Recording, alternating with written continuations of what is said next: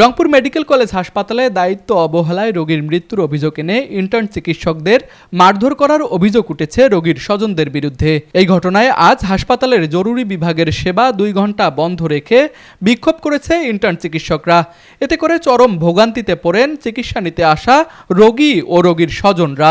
ডাক্তারকে মারার কারণে তারা জরুরি বিভাগ বন্ধ করে দিচ্ছে, আর আমরা রুগী নিয়ে এসে অনেকক্ষণ ধরে দাঁড়িয়ে আছি, খুলেই দিচ্ছে না।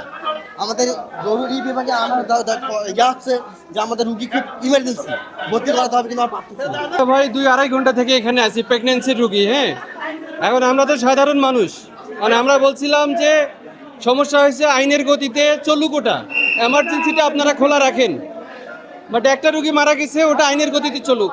ওনার জন্য যদি আরো 2টা মারা যায়, এই লাইবিলিটি কি ছাত্ররা নিবে? এখানে আমরা 1.5 ঘন্টা থেকে এখানে দাঁড়া হয়ে আছি, কিন্তু আমরা অসুস্থ হয়ে আছি। এমার্জেন্সি যেহেতু খোলা থাকার কথা, এমার্জেন্সি নিয়ে আন্দোলন কিসের জন্য?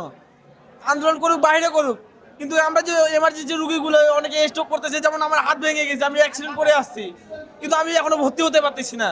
রংপুর শহরে নিরিবিলি ও মনোরম পরিবেশে অবস্থিত রংপুর গ্রুপের প্রিমিয়াম আবাসন প্রকল্প আনান সিটিতে নগদ মূল্য ও সহজ কিস্তিতে প্লট এবং কন্ডোমিনিয়াম অ্যাপার্টমেন্ট বিক্রয় চলছে।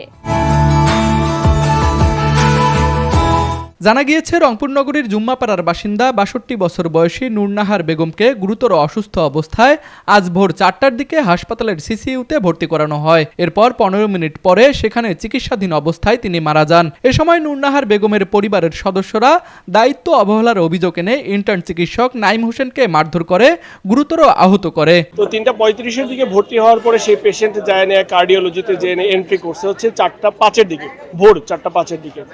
এই পেশেন্টটা এক্সপায়ার করে গেছে হচ্ছে 4:20-এর দিকে, এবং এই 15 মিনিট যে 15 মিনিট পেশেন্টটা ছিল, এই 15 মিনিট তাকে যথেষ্ট পরিমাণ ট্রিটমেন্ট এবং চেষ্টা করা হয়েছে, সিপিআর দেওয়া হয়েছে, তাকে অক্সিজেন লাগানো হয়েছে, অক্সিজেন স্যাচুরেশন ছিল 55-54-এর কাছাকাছি। দ্যাট মিনস এই সিচুয়েশনে আসলে কেউ বেঁচে থাকে না। তো মৃত প্রায় একজন মানুষকে ভর্তি করা হয়েছে। সেই পেশেন্টের যখন আমরা ট্রিটমেন্ট শুরু করেছি, ট্রিটমেন্ট শুরু করার সাথে সাথে পেশেন্টটা মানে ওষুধ আনতে দেওয়া হয়েছে, ওষুধ আনার আগে পেশেন্টটা এক্সপায়ার করে গেছে। দ্যাট মিনস আমাদের হাতে সর্বোচ্চ যে চেষ্টা ছিল আমরা করেছি, এবং তাদেরকে আমরা যখন আমরা যা তাদেরকে করতে বলছি তারা সেটা করেনি। এদিকে এই ঘটনাকে কেন্দ্র করে ইন্টার্ন চিকিৎসকদের বিরুদ্ধে মারা যাওয়া নূরজাহান বেগমের লাশ আটকে রাখার অভিযোগ এনে রংপুর ঢাকা মহাসড়ক অবরোধ করে রোগীর স্বজনরা। অপরদিকে এমার্জেন্সি বন্ধ রেখে চিকিৎসকরা বিক্ষোভ করেন। তুষার আচার্য, ডেস্ক রিপোর্ট, RCTV।